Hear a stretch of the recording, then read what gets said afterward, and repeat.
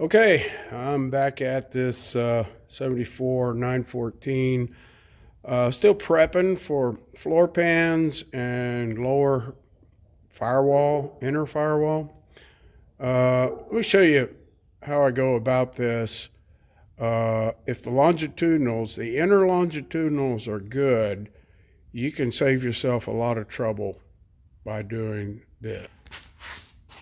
So instead of drilling out all the spot welds where the floor pan attaches to the underside of the inner longitudinal, what I do is basically strip. This is the remnant of the floor pan right here, this strip of metal. And you can see the spot welds. If you went along and drilled every one of those out and you were not replacing the inner longitudinal, because this is the outer and this is the inner, everywhere you drill out a spot weld, you have the potential to drill into the metal of the underside of the inner longitudinal. You're going to be weakening all that metal, which is going to have some corrosion on the inside anyway. So what I do is I leave that strip on there. I cut it as close as I can, and I go along with a grinder and just kind of dress it up. And then you got to clean all the seam sealer off of it. I still got some little bits I need to get rid of. But as you can see, there's a lot of good shiny metal there. So there was no need to replace this inner longitudinal. Same thing on this side, and I have yet to clean it up some more. I'm seeing a little bit more surface corrosion on the inner longitudinal, but still there's lots of good shiny metal under there. So by leaving that strip from the floor pan, it's basically going to act as a reinforcement. Now, if it's super corroded and there's holes in it, you either got to patch the longitudinal or something. But this one is in pretty good shape. Now, when you get back here, it gets a little bit more dodgy. Now, this is behind the lower inner firewall, and you can see I went ahead and cut this out because I am replacing the lower inner firewall. So I went ahead and trimmed these bits out. That gives me a good look at the engine compartment firewall, and you can see some pretty good corrosion there. Of course, we have this spot over here where we're missing metal, basically on the longitudinal here, and then the engine compartment firewall, missing metal there. So that will probably be a series of patches. Another point I wanted to make was, although this cable guide on the handbrake was good, I decided to go ahead and cut it out because trying to save it was going to be more trouble than it was worth. That's like a $50 part from Restoration Design. It's not that expensive. If you remember the handbrake mount itself, where the bolt went into it, it was broke off. So what I'll do is I'll leave those remnants in place for now till I can get a good scribe around it. So when I get the new parts, I know exactly where to weld those in by putting a nice scribe in the metal. And still undecided on the cross member. It's pretty dodgy. I could potentially do scabs on it and not have to replace the whole thing, but frankly, the more I look at it, the more I realize that instead of welding a whole strip of metal all the way across, probably the same thing on the other side, putting the cross member is actually pretty darn easy. You got a flange on either end, and then you got some spot welds where it goes over the top of the tunnel. Now, peeling it off the top of the tunnel can be a little troublesome because right here they did some long seam welds, and I've kind of struggled with those. Underside, that tunnel looks good. That's a bad spot for corrosion under the cross member. Let's look at this side here.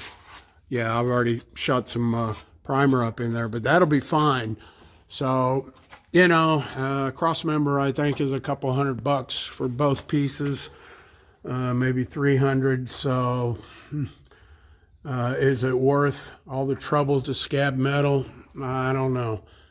I'm still undecided, but it's not pressing.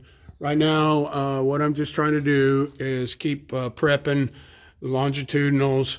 I will have to replace the lower inner firewall first before I can do the pan. It just makes the most sense. And also what I still have yet to do is strip all the pan off the tunnel. And that's a pretty involved process because you do have to drill out those spot welds because I'm just not comfortable leaving that metal in there like I did on the sides. I think it's best to go ahead and get it off to get a tight fit to the underside of the tunnel. So anyway, we're making some progress here. I just thought I'd give you guys an update on this, and keep watching my channel, guys. Thanks. Yeah, I wanted to show you guys this. I'm cutting a section of the pan out underneath the tunnel, and let me come around. So I did a long cut all the way down, you know, saving that edge, that folded edge on the tunnel itself. I gotta still go down the rest of the way. You gotta be careful because there's a couple of things up in here you don't want to cut into. This tube here, you don't want to cut into it. So when you're going across here, you go really shallow. And then here's the two plastic fuel lines. Probably don't want to cut into those, especially if there's still some fuel in them. And there's a brake line here. That's suspended pretty high. So yeah, you got to, so two fuel lines, and then that's a vapor line that goes to the fuel tank. So three lines that potentially have fuel inside them. Of course, this is a shift rod right here. Also up in there, there's the bottom of the heater control mechanism, which that's pretty high up. But this folded piece of wire here are the two cables that go back to the heater control. So bottom line, if you stay, it looks like as long as you stay close to the edge here on that 45-degree angle, you're probably not going to get into anything. And then I think somewhere down there or back this way, there's a bracket that actually goes across the tunnel. So when I get to that, I'll show you that. All right. So now you can see a lot better. So there's that's one of those folded metal tabs holding those fuel lines and that vapor line up in there. And now right there you can see the transition from the plastic hose or nylon or whatever it is into the two metal hoses that go up through that grommet. So if you guys are trying to fish those out to replace them, this is what gives you all the problems. You could potentially, oh, you'll be able to see it up here. So that is where the shifter goes. So that'll be, you should be able to reach that from where the shifter, once you pull the shifter out, you'll be able to open this up. And then you can fish those fuel lines out. So brake line right here, it's in a fold over tab, and it's up high, so you probably won't cut into that. And okay, So I just wanted to show you what this segment looks like. I'll go ahead and cut out this back segment and we can look at that. So back towards the back of the floor pan, you can see there's another clip there that holds the two fuel lines and the vapor line. And this is the bracket I was telling you about right there. So its location is just to the back of the car from where the cross member, because you can actually see the spot welds from the top of the cross member. So if you're wondering where that bracket is, it's right there. And note that the tubes, this bigger tube is for the clutch cable. For some reason it's pulled all the way back. And these two tubes are for the heater control cables. And then there's one other tube that is your throttle cable. That's the one up top. So you basically got 4 tubes that have those cables in them. So when you replace the cables, you don't have to pull these conduits out. You can thread the cables through them. But if for some reason they were rusted out or whatever, you would have to somehow get those welds off that bracket that holds them. And note that the shift rod goes through that opening in that bracket. This ground cable's just dangling there, or whatever that is. Oh, that's the cable for the light on the heater control button. So yeah, there's quite a bit going on in the back of the car here. And then note that those fuel lines get really shallow back here. They're right under the pan. So, and this pan's been pushed up, so I bottomed it out. So I'm gonna undo this and take a piece of tie line, although I'm gonna replace those lines anyway, but I don't wanna cut into them with sparks going on and stuff like that, because I've had that happen before. I've been welding back there and a little bit of vapor, fuel vapor in those plastic lines. You'll have a fire before you know it. So I'm going to tie wrap them up, get them out of the way, and then make that cross cut here to drop that piece. Now I was super careful with that last cut going across there. As you can see that that big conduit is right on the bottom. And then again, you got your fuel lines and your vapor line. And then up above that is your harness, your electrical harness. Definitely don't want to cut into that. So it's going to be this last corner. And you can tell when you look at from the engine compartment how low all this is mounted. That's reading, you just got to be super careful here. So I'll wiggle this last piece of metal out, and the rest of it's just going to be, you know, stripping. Haven't decided if I'm going to just use a grinder to remove that strip of metal on the bottom side of the tunnel, or if I'm actually going to drill out all those spot welds. There's a lot of them. Yeah, one way or another, I'll get it cleaned up and get it ready for the pan.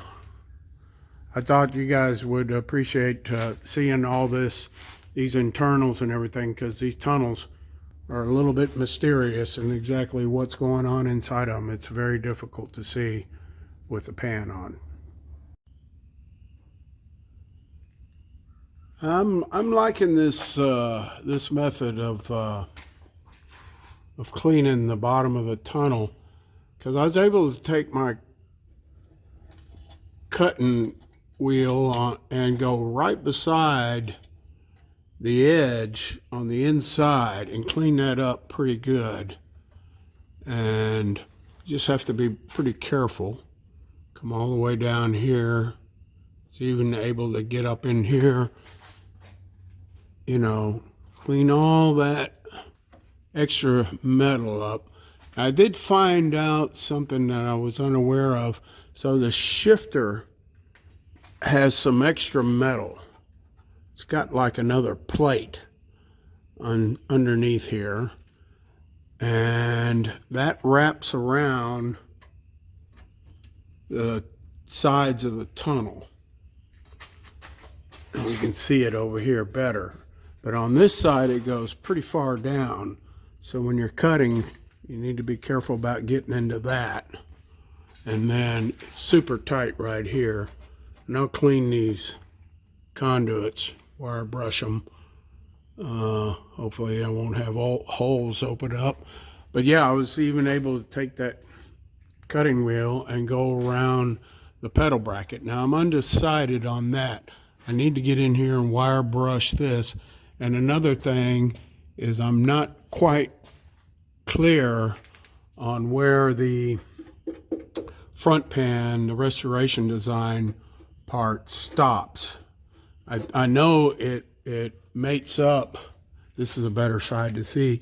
You actually have to take the pan and fold the edge to get this, but it's got to mate up somewhere, and it's probably going to be before you get into this suspension point. But if I clean all this metal up, I mean, everything I'm cutting out of here so far, except right around here, it's been really good metal. So I may be able to leave this bracket in place.